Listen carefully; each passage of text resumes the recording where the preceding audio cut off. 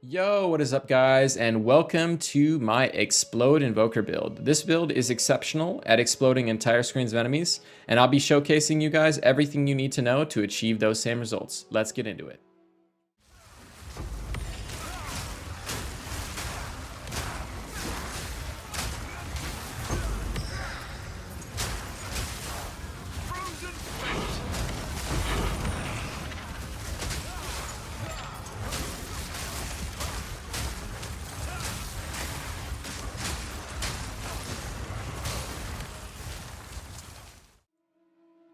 All right, so first off, let's go over the skill gems. I've organized these in order of importance. So first off, we have Storm Wave. This is our main single target ability, as well as it acts as our trigger to explode our ice crystals that are going to be spread by Shattering Palm. So we actually want this to deal a decent amount of damage. Thankfully, this ability has some of the higher attack scaling of any of the monk abilities, with the downside of being relatively slow attack speed, but we're going to compensate with that for that with attack speed. So first off, you want to get Martial Tempo, compensating for that low attack speed. Then you want to get Concentrated Effects. This is a lot more area damage, which this ability does area damage. We don't really care about losing the area of effects because most of the area damage we're going to be dealing is with our Explode chain. We don't really care about this ability's range. We just want it to deal as much damage as possible for a single target, as well as being able to, again, trigger that Shattering Palm. Next up, Primal Armament. Pretty straightforward, 25% more weapon elemental damage. This skill converts 80% of our physical damage to lightning, so 80% of its damage is going to be an element, so this is just 25% more damage of that 80% that's being converted. And then Inspiration. So this build actually wants to scale gem levels quite a bit to achieve more damage, so that will increase our mana cost. So to compensate for those high mana costs, Inspiration makes a lot of sense here. And because there's not that many great damage links in the game yet, it makes sense to use this. And then finally, another decent little damage link here. We get 12% more elemental damage for each different elemental skill of different elemental type skill we've used recently. So our main combo while mapping is going to be using an ice skill followed by a lightning skill. So that will result in 24% more damage. And on single target, there is the option of using Infernal Cry, which counts as a fire skill to get 36% more elemental damage. Next up, Shattering Palm. This is our main area of effect explode starting ability. This is where most of that damage is coming from. That is one-shotting entire screens of enemies. And so to get the kind of AoE that we want to get, we want to use Magnified Effect. This is a double dipping support because it not only increases the range at which ice crystals are applied to enemies, but also the radius of the explosion when they are triggered. So this is very important. Moving on, Ice Bite. So our Shattering Palm is going to be freezing enemies, and this will allow us to gain 35% more damage as cold damage when freezing enemies for 3 seconds, which is pretty much always active. Next is Innervate. So basically, the problem with this build, well, it's not really a problem, but we just do so much damage with our Shattering Palm explosions that almost always gets the killing blow. So I can't really use Innervate on something like Herald of Ash or even on my main skill Storm Wave because it is less consistent. But if we put it on our Shattering Palm, we get pretty good uptime on this buff, which again is 35% more damage as lightning when killing a shocked enemy. So we're going to be shocking things with Storm Wave, as well as with our Ascendency, leaving shocked ground. And then when they are being killed by Shattering Palm, it is going to grant us that buff. So we're going to have both 35% extra cold and 35% extra lightning damage with almost 100% uptime. Next, Cold Penetration. So penetration is relatively weak in PoE 2 because you cannot penetrate an enemy below 0% resistances. But still, for some of the rares that will have some resistance, we want to have a little bit. So here we have 30% cold penetration. And then next up, we have Cold Mastery. This is just a little bit more damage. This ability actually has incredible level scaling for its damage. So for example, my gloves here have +2 to level of melee skills. And if I would take them off, the explosion goes down to 21,000. So we're gaining almost 10,000 damage from just 2 gem levels, which is incredible. So you want to get this gem level as high as possible. Not only do you want to use a level 20 base gem if you can, but also we are scaling gem levels on pretty much all of our gear to receive the maximum results of explode damage. Next up, Hand of Shiola. This we're using on bosses to apply both a mark and a curse to increase our single target damage. I almost never use this in maps because all the one-shots get, all the rares get one-shot by the shotgunning effect of the explode chain. so I don't really care about using this on rares. But on like single target for unique bosses and pinnacle bosses, this just helps increase our damage. So Voltaic Mark increases our shock effect, and I think currently the build does about 68% shock against bosses with Voltaic Mark on them, and non-Voltaic Mark targets, I think it's about 57% or something like that. So we have over a 50% shock by default, and then when we use our Voltaic Mark, it goes up to 68%. You could push this even further, up to 75%, but it's diminishing returns, and as well as it costs a lot of reinvestment on the passive skill tree, which I didn't think was worth it. So I think 68 is pretty solid. I'm happy with that. We're going to roll with that. Next up, conductivity. So we have 40% lightning penetration on our jewels in our passive skill tree. Paired with this, with 10% increased curse effect, is dealing a minus 35% res penalty onto the boss. So this will allow us to basically bring the boss down to 0 elemental resistances for lightning at least, which it maximizes our damage against those unique and pinnacle bosses. Moving on, heightened curse. This is just to counteract the downside of Hand of Chiola reducing our curse effect. So basically these even out. And then Chaos Mastery, again, the higher level the Hand of Chiola is, the less that penalty is. So, and this is also a melee skill. So again, this is why we're scaling gem levels, because more melee skill levels reduces that downside. And so this just gives an extra level to the supported chaos skills. And then finally, Hex Bloom, just in case I want to use this skill in maps for some reason, will allow us to spread those curses onto other enemies, which I almost never use, but yeah, just in case.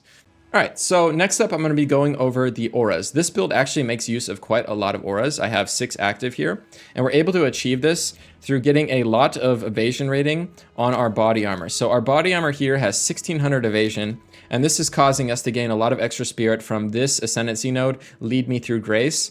And so I have a total of 200 spirit here, which is going to allow us to use all these different auras at the same time. So first off, we have Grim Feast. This is acting as both a extra defensive layer, allowing us to overflow our energy shield to double, but also acting as a recovery mechanic while we're mapping. As we're killing enemies, they're going to drop Grim Remnants, which on picking up will give us 70 energy shield back. And in big packs of enemies, we're going to be getting so much energy shield back that we almost are immortal. We're going to be recovering energy shield faster than we're getting taking damage to our energy shield. Next up, Cannibalism. This is similar, but instead of giving us energy shield, this gives us back life on killing enemies. So basically, if you're taking chaos damage is going to bypass your energy shield. So you'll want to have some way of getting that life back as you're killing enemies. So we're going to be getting energy shield and life back while killing a lot of enemies. And this just works as a really good recovery aura for mapping. Next up, Ghost Dance. This is another defensive aura that allows us to recover 5% of our evasion rating as energy shield when hit. And because we have so much evasion rating, and we're stacking evasion rating on this build because of this Ascendency point here, giving us armor equal to our evasion rating, basically giving us extra physical damage reduction equal to what armor would have served as evasion rating. So basically, we want to stack as much evasion rating as possible, allowing us to get more value out of Ghost Dance. And because we have a decent energy shield pool here of 900, this is going to get full effectiveness, giving us about 600 energy shield back when we get hit. And for the support, we want to use Fast Forward. This just makes the duration in between getting these Ghost Shroud stacks quicker, every 2.2 seconds versus the normal 3.1 seconds. Just means it's going to be up more often. Next up, Wind Dancer. This is probably the most important and the most prioritized aura that you're going to want to go for. This gives us a massive 84% more evasion while we have 4 stacks of it, which is incredible. And make sure one thing to make sure is you want to get quality on this. It actually gains an extra stage from quality, so make sure you get quality on this. But this is just allowing us to have so much evasion rating that here I am on my skill tree here, or on my character sheet. I'm evading 81% of the time. And then because I have so much evasion rating, and that's being converted into physical damage reduction, I also have 74% physical damage reduction, which is absolutely massive. So very, very important. Wind Dancer is serving a lot, it's doing a lot of work here with giving us evasion and physical damage reduction. And for supports, I'm using Unbreakable. So for some reason, this is like one of the only skills where you can use these persistent support buffs, but I'm not sure exactly how it works. It says skills you use. I'm assuming that means it's only when the Wind Dancer Gale Force triggers that this is active. But regardless, this is 200% more stun threshold. So if we do get hit, and that hit had a chance of stunning us, when our Wind Dancer is triggering our Gale Force, that'll be giving us 200% more stun threshold to try and avoid getting stunned. And next up, if we do get stunned, we have Energy Barrier here to recover. Well, basically, it makes our Energy Shield recharge be uninterruptible for 2 seconds. So for 2 seconds, we're going to gain our Energy Shield recharge, which again is another like nice little defensive thing if we get stunned. And then finally, one other option, I'm not sure it really matters, that you could use is Wind Wave. I think it's what it's called. Yeah, I had this in here as well. This knocks back enemies when you get stunned, but I think Wind Dancer already knocks back enemies with Gale Force, so I'm not sure how that interacts, putting both together. But if you can afford the link, there's no harm in adding this in because it doesn't have any extra spirit reservation. So just throw this in there. Now when you get stunned, you'll have 2 knockbacks, I guess. I don't know. Next up, Herald of Ash. So we actually are using all 3 Heralds in this build. And Herald of Ash is just allowing us to do a little bit of extra damage when killing enemies. It'll be spreading an Ignite. And this Ignite is equal to 18% of overkill damage. And because our explodes are doing so much damage, we're going to actually be overkilling enemies by quite a lot. So this ends up being a pretty substantial Ignite. As well as it enables, here on our passive skill tree, us to gain 30% increased elemental damage if you've ignited an enemy recently. So because we're going to be constantly igniting things due to Herald of Ash, we're going to be getting a lot of value here from this. And then also down here with Coming Calamity, 50% increased fire damage while affected by Herald of Ash. That is going to be affecting the damage those ignites deal as well. So very, very nice. And then moving on, we have Herald of Ice. This is probably the most important Herald to scale in terms of damage because it has the widest radius. So we want this to have as much damage as possible because if we want the explode chain to go further, this has the best chance of causing that to happen. So starting off, we're going to use Elemental Focus. This is 25% more elemental damage at the cost of not being able to inflict elemental ailments, but we don't really care. Herald of Ice inherently cannot freeze anyway, so we do not care about losing those ailments. I guess we lose Chill, but we don't care about that because our Ascendency is actually able to chill frozen enemies or leave chilled ground on freezing enemies. And we're going to be freezing enemies constantly with our Shattering Palm. So we're already getting a ton of chill. We don't really need chill from Herald of Ice. Next, Biting Frost. So because our Shattering Palm is going to be freezing enemies, that freeze will then get consumed by Herald of Ash. Or sorry, Herald of Ice, causing it to deal 50% more damage. So this is just a massive damage multiplier. And then finally, Long Shot, because like I said, Herald of Ice has the largest radius of all our Heralds. It's going to go the furthest out in our explode chain. It has the best chance of making that explode chain reach the end of our screen. So we want to give it Long Shot. This is going to make it deal more damage the further it gets, which is going to help enable those, explode chain reactions. And then finally, Immolate. I'm not sure if this works. Because I think the radius of Herald of Ash is too small for things to get ignited before they get hit by Herald of Ice. But if enemies are stacked very closely together, within 1 meter of each other, and they get all hit by Herald of Ash at the same time as Herald of Ice, in theory this might work, causing them to take 30% more damage as fire against ignited enemies. But I'm not sure on this one. It's hard to test.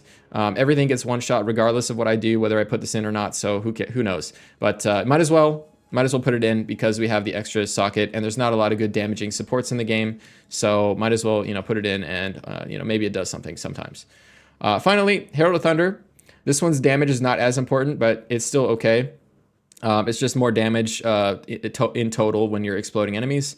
So we're going to be using Close Combat. It's just another good damage increasing support that has a massive cost multiplier, so it's rough to use on our main skills, but Heralds don't have any mana cost, so might as well put it here, giving us 25% more damage to enemies within a 3.5 meter radius of us. Actually, it starts at 25% more damage within 1 meter, and then it scales down at 3.5 meters, but that's still fine. It's still giving us more damage. And because Herald of Ash has a smaller radius, I think the radius is like 1.9 or something. Hold on. 1.7. It's more likely that this will not reach as far in the explode chain. So we want it to do more damage in the vicinity where it's going to be hitting enemies, which is closer to us. Then Lightning Mastery, again, just +1 gem level, just gives us a little bit more damage. And then finally, Blind and Maim. So these are nice quality of life. They both reduce the evasion rating of enemies, making it much easier for us to hit them, as well as making it so that we don't have to stack as much accuracy rating to have a 100% chance to hit them, as well as Maim is slowing enemies, just making them a little weaker and harder for them to reach us if they're trying to run us down. So very nice little quality of life things to have. Also, Blind makes enemies have less accuracy rating, which paired with our massive amount of evasion rating makes it very, very hard for them to actually even hit us. So that is another thing that it's providing, which is very, very nice. So those are the auras. One thing I forgot to mention, which I'm going to go over now, is what links to use on Herald of Ash. Actually, Herald of Ash is one of the skills in the game that has the least amount of supports that work for it. There's very, very few you can even use. So we kind of use what we can here. Fire Mastery is probably the only like damage increasing support we can use on it. And then Clarity is just, it's a 10 Spirit Reservation to give us some more mana regen. This helps with our mana regen. You can use either this or Precision, depending on if you have mana problems or accuracy issues. But personally, since we're going to be maiming and blinding enemies, which as I said is reducing their evasion rating, I don't feel like we really need more accuracy rating. So I have opted out of using Precision and prefer to use Clarity for the mana regeneration, which is especially effective on single target fights like bosses, where we're going to be attacking a lot more and using a lot more of our mana. All right, so now I'm going to be going over the Ascendency. As I showed before, we're taking Lead Me Through Grace to give us all the spirit we need for all those auras, and then Protect Me from Harm. This is the only defensive Ascendency point this Ascendency has available to it, besides Meditate, so we definitely want to be taking this. And then finally, I am the Blizzard and I am the Thunder. I opted for a less button playstyle here by taking these two, which are just giving us 10% more damage of both lightning and cold. And also this shock magnitude is pretty nice for making our shocks a little bit bigger. If you wanted to, you could also drop the I am the Blizzard and instead go for an I shall rage. This is a button you'd have to click, which will give us 40% more damage for a short duration. And you build up the ailment. You have to build up this, so it doesn't have a cooldown, but once you build up enough of the Unbound Fury, which you build up by applying elemental ailments, you can activate this. And we're actually doing quite a lot of ailments in this build. We have Shock, Ignite, Freeze, and Chill. So it probably wouldn't take too long to build up that Unbound Fury. So this might have good uptime. I just didn't want to have another button to click to get more damage. But if you wanted to min-max, yes, this would be very strong, and on bosses, that 40% more damage is very, very nice, as well as elemental ailment buildup, which allows us to freeze the boss much quicker, and chance of inflicting elemental ailments, we don't really need that. We're already shocking with pretty much 100% uptime, but yeah, still nice to have.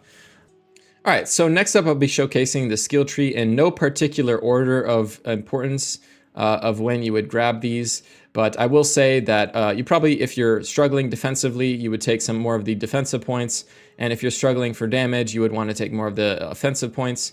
But starting out, we're coming up here and grabbing the attack speed with the extra dex and int. This build actually needs a lot of dex and int, and attack speed makes the build feel a lot smoother. So this is the best, this is the better side to take of these two sides, as well as it has some attack damage travel points. And actually, attack damage is one of the best stats to get because it scales our Stormwave, our Shattering Palm, as well as our Herald of Ice and our Herald of Thunder. These are both attack gems, so that will scale their damage as well. And then we're coming around here and grabbing Step Like Miss. I opted to take almost every single movement speed point that was nearby for me because I think movement speed is very important and is very kind of, it's uncommon in PoE 2 to get movement speed. So we're trying to get as much movement speed as we can to make the build feel better to play, as well as getting some mana regen and dex and int, which the build desperately needs. Moving on, we're getting flow states. So skill speed is very important. Not only does it give us attack speed, but it also makes the animations of certain skills play faster, which makes our our Shattering Palm feel much smoother to use as we're dashing in between packs of enemies. So skill speed is actually very, very important, and you want to try and get as much of this as possible. Next, we're getting Essence of Storm and Essence of Mountain.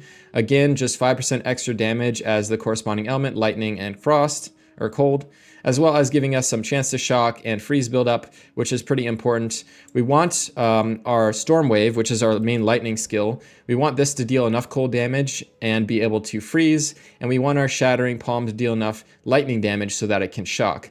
And combined with the Essence of Storm, Essence of Mountain, as well as our 2 Ascendency points here, I am the Blizzard and I am the Thunder. And then while we have the buffs Ice Bite and Innervate active, we have a total of 50% of damage as extra Lightning and Cold, which is going to, again, help our Storm Wave freeze and our Shattering Palm shock.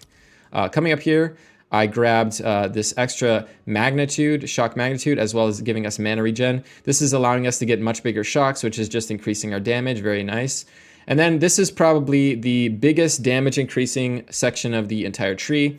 We are constantly shocking, chilling, and igniting enemies, so we're getting a massive 90% increased elemental damage from this with almost 100% uptime. Very nice.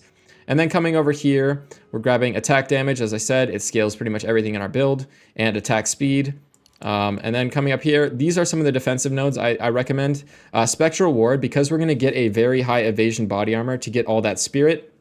This just inherently will give us a lot of extra maximum energy shield, allowing us to get a pretty decent energy shield here. I have around 900, so very good defensive point here.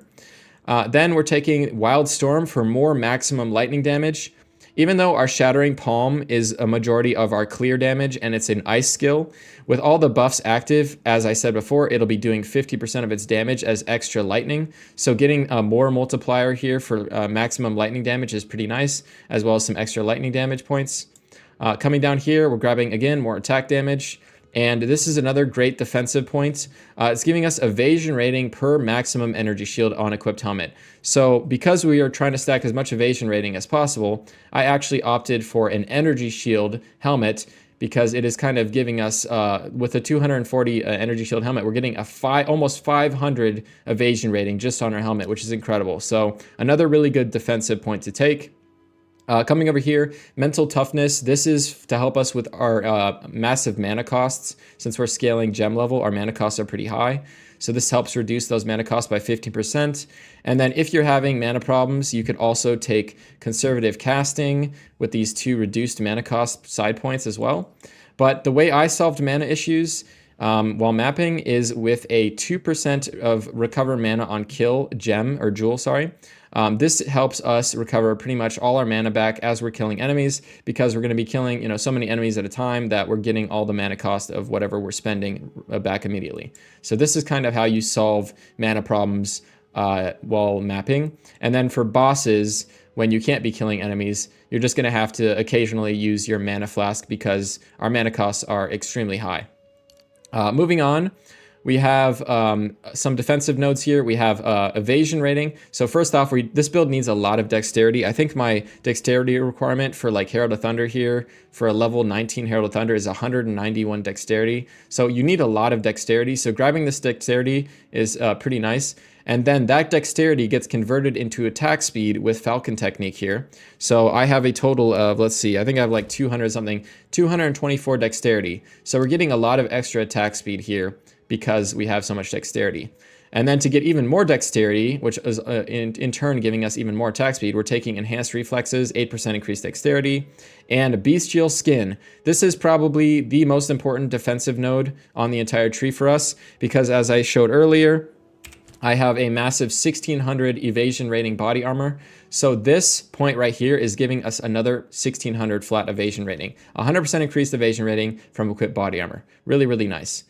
Coming over here, because we're a Tri-Herald build, we're taking Coming Calamity. This is an incredible point. 50% increased cold, fire, and lightning damage. And since we are doing damage of all 3 types, this is getting a lot of value. And even the travel points up to that are 12% increased damage. And that's just all damage. That is active on everything while affected by a Herald.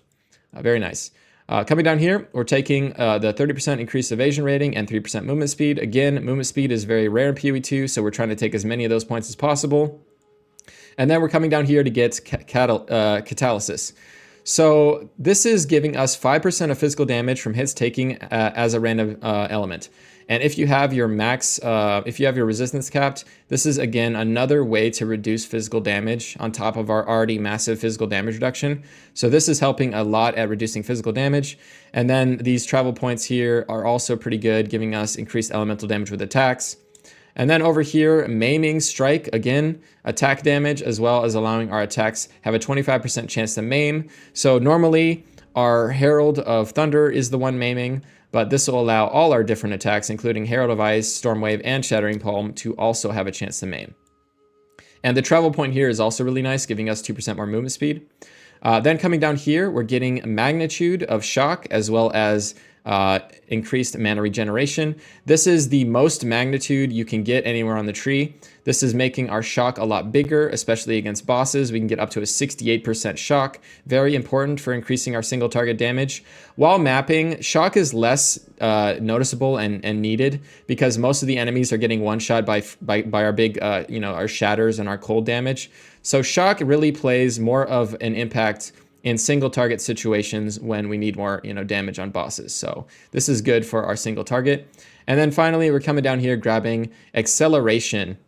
As I said earlier, skill speed is really, really desirable, and this also has some movement speed, so this was just a no-brainer to come down and grab this. And then finally, I do try and get as many jewel sockets as possible while traveling, so I have one up here, which is giving us that mana on kill, as well as I try to get elemental damage and area of effect.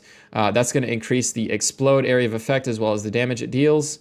And then I have a jewel here, which is damage with quarterstaffs. That only affects our Stormwave. The Shattering Palm and the Heralds, they do not gain any benefit from that. So if you could get just elemental damage, that would be better. Also attack speed with quarterstaffs, again, it only affects Stormwave. If you could get generic attack speed, that would actually affect the speed at which we can use our Shattering Palm. So ideally, you would want a jewel with like elemental damage, attack speed, and then we're taking lightning penetration. So this is how I'm solving my penetration. I've got 4 green jewels here that all have 10% penetration. Let me see if I can find them all. 1, 2, 3. Maybe it is only 3. Ideally, you would want to get 4 if you could, because with the 10% penetration from these 3 jewels, we are at 30% penetration, and then with our curse giving us another 35% penetration, or sorry, it reduces the boss's elemental resistance by up to 35%. That allows us to reach that 75% value that you want to hit to reduce a boss that has 75 resistance down to 0. So try to get some jewels with damage penetrates lightning resistance. You want to probably get like 3 or 4 of these. I think I have 3 of them currently. Also want more elemental damage, obviously. And then this one has, again, attack speed and damage with a quarterstaff. And then finally, I have 1 red jewel over here. This is giving us, again, more area of effect for our heralds and our explosions, as well as attack damage, which again is scaling everything we do. And then the important point here is the 1 rage on melee hit. So we're going to be gaining rage, which is increasing our total attack damage. It's a more attack damage multiplier.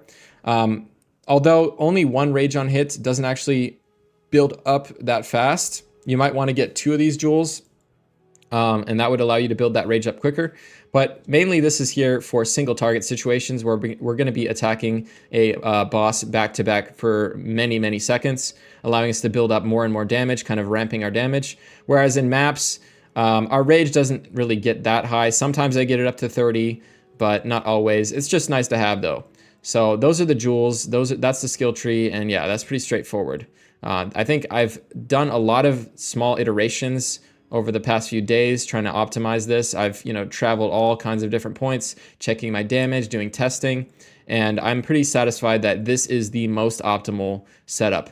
I did try to grab some of this shock magnitude and penetration points here at one point, but then I realized that 90% of the monsters in our maps have no resistances, so penetration is completely useless against them.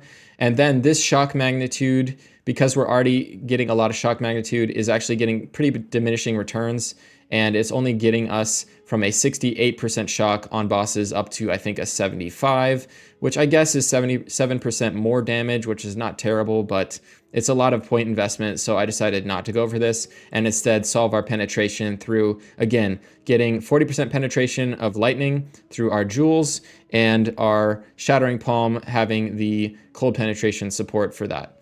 And since we don't really need, so for single target, we're not going to really be using our Shattering Palm as often. We're mainly going to be using Stormwave. So we're not going to really need as much cold penetration for this. But yeah, you could use Shattering Palm on bosses. The kind of the idea is you go in with Hand of Chayla, you put the mark and the curse up, and then you can opt for Shattering Palm, to get that extra damage in with the explosion, but it's not really mandatory. Mainly, you're going to be spamming Storm Wave, and this will be doing at least some cold damage because of our I Am the Blizzard and Essence of the Mountain, which will eventually freeze the boss and allow us to deal more damage while he's frozen, and that's pretty straightforward, so yeah. All right, so next up, I'm going to show you guys a gem swap that you can do for a little bit more damage on a single target encounter. So basically what I did was I took out Grim Feast, which is not really going to have any effect while we're fighting a boss, as well as Cannibalism, because we're not going to be killing things, and Immolate, I don't know, like, I mean, our Heralds are probably not even going to activate on a boss anyway, so we don't need that. But yeah, basically that fixes my strength requirement and allows me to use Infernal Cry. And we're using Infernal Cry with Premeditation, giving our skills that are empowered by it 15% more damage. Raging Cry, this allows us to gain Rage on the boss. And then also Ingenuity. You can also use Second Wind if you just want 2 cooldown uses instead of having reduced cooldown recovery or increased cooldown recovery. But I chose for Ingenuity. And so now that we're using a fire skill, you're getting an extra 12% damage, or 12% more damage from Rising Tempest. So the combo kind of consists of applying our curse, using our Shattering Palm, then using our Infernal Cry and hitting the boss with Storm Wave. And I mean, it'll probably one-shot this boss. So this boss is kind of like the test dummy in the game. It's relatively close to a waypoint, and I think she has around 130,000 life. So this is a good way to kind of showcase this. So I'm going to apply the curse. I'm going to use this. I'm going to War Cry, and she's dead. All right, guys, thanks for watching. Hope you guys enjoy the build as much as I have. Sorry about talking so fast. I tend to do that. Hopefully you guys could follow along and, you know, got all the information you needed to make the build yourself. And good luck with the build. Have fun with it, and I hope you guys enjoy. All right.